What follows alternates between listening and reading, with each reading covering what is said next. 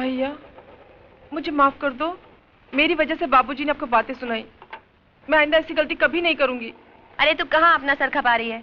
इसकी नाराजगी तो सिर्फ हमारे आगे चलती है, प्रिया के सामने तो इसकी बोलती बंद हो जाती है। वैसे आजकल वो है कहाँ? बहुत दिन से दिखाई नहीं दी। हाय। हाय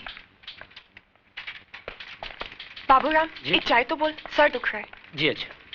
उफ, पहले तो बस की लंबी लाइन, उसके बाद रास्ते का ट्रैफिक।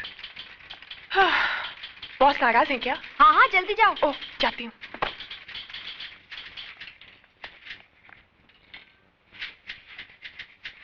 क्यों मैडम, थोड़ी तैयार हुई अंदर बोलने के लिए? कभी जल्दी भी आया करो। तुम्हारी वजह से तो देर होती है मुझे उठने में। मेरी वजह से? हाँ, क्योंकि तुम सपनों में जो तंग करते हो, और एक बार आंख खुल गई तो फिर नींद गायब, और जब तक दोबारा आंख लगती है सुबह हो चुकी होती है। समझे आप? समझ गया। अब अंदर चलिए, बॉस इंतजार कर रहे हैं। विमेन। मे आई कम इन सर? अंदर तो तुम आ ही चुकी हो, मगर ये ऑफिस आने का कोई वक्त है? सर वो क्या हुआ कि टैक्सी, मेरा मतलब बस में, ऑटो में। फिर कोई नया बहाना। Well you may go now, मगर आइंदा से वक्त पर आना सीखो, समझी? Thank you sir. सर ये चार्ट के हिसाब से तो रिलैक्स बैठो। सर ये चार्ट के हिसाब से तो ये लैंड हमारा है जिसपे डाबला ने कब्जा कर रखा है, और फिर आप। देखो विजय, मैं डाबला से उलझना नहीं चाहता। भगवान ने इतना कुछ तो दिया है, फिर जमीन के एक छोटे से टुकड़े के लिए? तो जमीन का टुकड़ा छोटा जरूर है, लेकिन वो अपना है। आज उसने वहां शराब खाना खोल रखा है, कल क्लब खोल देगा, जुआ खाना खोल देगा, कुछ भी करेगा वो। मगर डाबला जैसे गुंडे के साथ हम कर ही क्या सकते हैं? उसे कानूनी नोटिस भी भिजवाया था, क्या हुआ? यहाँ के पुलिस की हालत तो तुम जानते हो। सर डाबला को कब्जा देना यानी गुंडा राज के सामने सर झुकाना, और वो एक अपराध है। सर हमें तो उसे मुंह तोड़ जवाब देना चाहिए। देखो, जो मुझसे हो सकता था वो मैंने किया। अब अगर तुम अपने तरीके से कोई रास्ता निकाल सकते हो तो जरूर निकालो।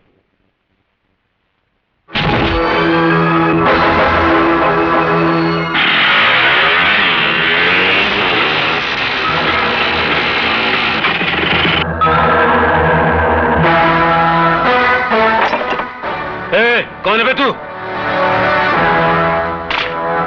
साले बोलते क्यों नहीं? गूंगा है क्या? तुम लोगों को नोटिस तो मिला है ना, ये जगह खाली करने का? नोटिस? ऐसे कई कागज के टुकड़े इस भट्टी के अंदर डालकर भून चुका हूं। मगर तू किसका आदमी है? खन्ना का या सरकार का? अरे ये तो इंजीनियर है, इंजीनियर। अबे तू जो भी यहां से बच के नहीं जाएगा।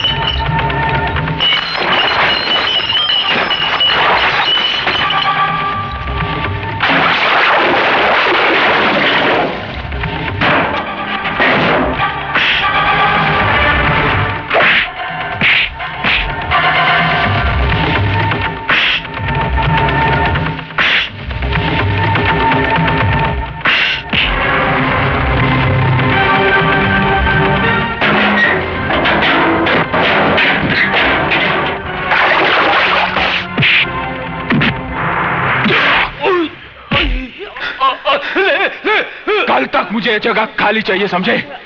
वरना इन लकड़ियों की जगह इन भट्टियों में तुम्हारी हड्डियां होंगी। कह देना तुम्हारे डाबला सेठ से। और तू मेरा नाम जानना चाहता था ना?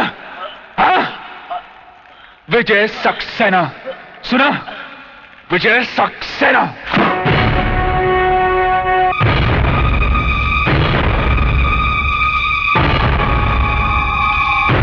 क्या नाम क्या था उसका?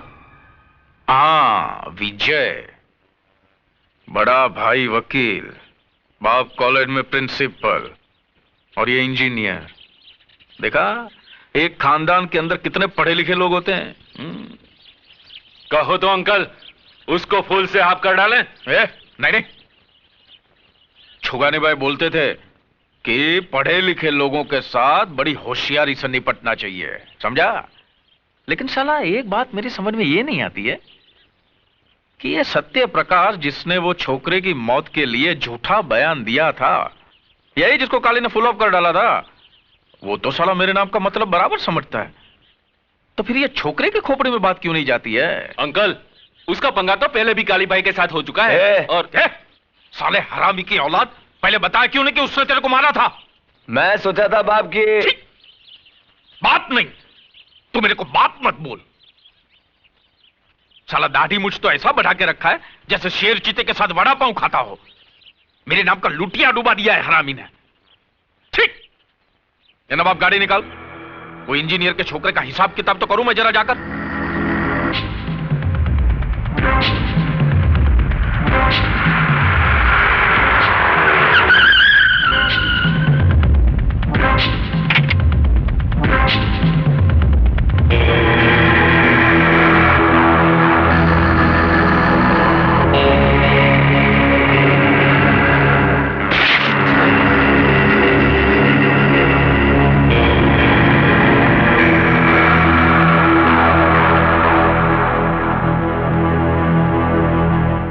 खन्ना साहब, इस दुनिया से दिल उड़ गया है क्या तुम्हारा?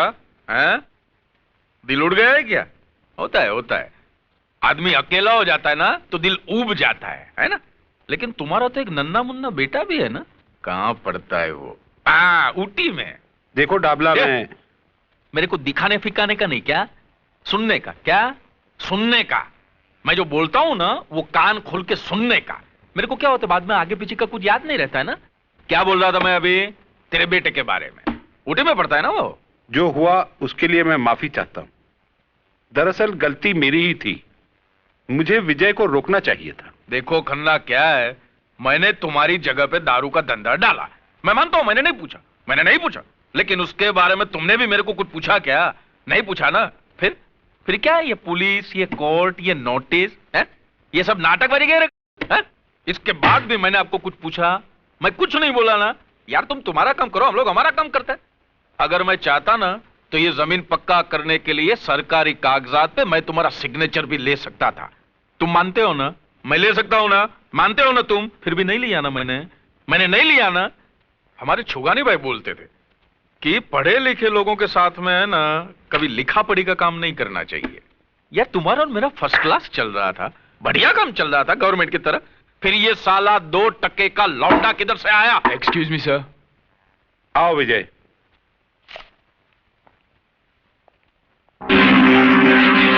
तो तेरा नाम विजय है, तो तूने मेरे दारू के अड्डे पे जाके तांडव नृत्य किया था? हाँ, क्योंकि तुम जिस जगह पर जहर का कारोबार कर रहे थे वो जगह खन्ना कंस्ट्रक्शंस की है। तो खन्ना का क्या लगता है? क्या रे खन्ना, इसको गोद लिया है लौंडे को क्या? मैं इस कंपनी में इंजीनियर हूं। अबे दोबारा ऐसी गलती करना मत, नहीं तो तेरी अर्थी का खर्चा भी खन्ना को भरना पड़ेगा, समझा? डाबला, लगता है तुझे अपने बारे में बहुत बड़ी गलतफहमी है। सबसे पहले उस आईने को बदल जिसमें तू अपनी शक्ल देखता है। साले प्रिंसिपल के खून में इतनी गर्मी? बेटे कभी मेरे लपेटे में आ गया ना तो ऐसे ही रुमाल की तरह निचोड़ दूंगा श्यामे। विजय, तुम्हें हमारे मामले में दखल देने की कोई जरूरत नहीं। तुम जाकर अपना काम करो। शराफत का जमाना नहीं रहा, जिसे देखो कमजोर को सताने में लगा है। विजय, अगर खन्ना साहब डाबला से झगड़ा करना नहीं चाहते तो तुम क्यों टेंशन लेते हो? बात एक खन्ना की नहीं है प्रिया, बात है असूलों की। चूंकि हम सर झुका देते हैं, डाबला जैसे कुत्ते सर उठाने की हिम्मत करते हैं। अब कल की बात है, देखो ना, काली कुछ गुंडों के साथ पूजा को छेड़ने की कोशिश कर रहा था। उसका जवाब तो मैंने दे दिया, मगर वो कम था। ऐसे कमीने को तो काट कर फेंक देना चाहिए। विजय, मुझे तुम्हारे गुस्से से बहुत डर लगता है। अब छोड़ो भी गुस्सा, मुस्कुराओ। कम ऑन, मुस्कुरा दो ना प्लीज।